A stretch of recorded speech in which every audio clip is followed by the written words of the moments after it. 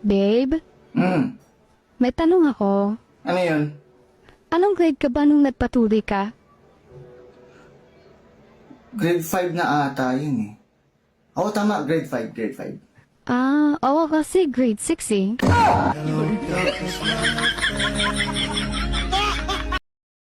Mare, may gagawin ka ba sa Sabado ng gabi? Bakit pare?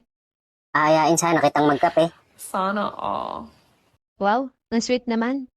Kaso hindi ako pwede nun eh. Pwede bang sa linggo na lang magabi? Nako, hindi pwede Mare. Bakit? Linggo daw ng umaga ang libing eh. Bakit ka uuwi? Ano gawin mo dun? Sobrang tagal na kasi ako din nakapagbakasyonan eh. Namiss ko yung lugar namin. Ganun ba? Nabalitaan ko kasi uuwi din yung dati mong ex. Ha? Uwi ba? Di ko alam yun ah. Kaya pala nakita ko sa ticket, magkatabi upuan nyo. Malaki ba yung sa kanya? Andiyan ka na naman. Hindi ko naman alam kasi wala naman nangyari sa amin. Pinakitaan ka siguro ng malaki. Kasi mahilig ka sa malaki. Alam mo, lagi kang tamang hinala eh. Bakit? Mas malaki ba yung sa kanya kaysa sa akin? Magsabi ka ng totoo.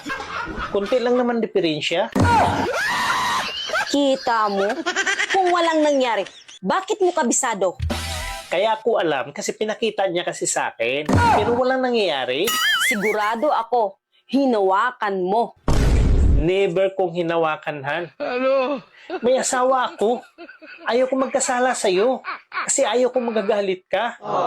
So tinitigan mo lang. Ganon. Hindi. Inamoy-amoy ko lang. Mahirap magkasala eh. Loyal na nga yung tao sa'yo eh.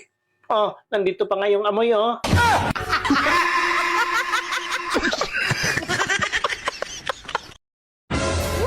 Sige, susubo ko.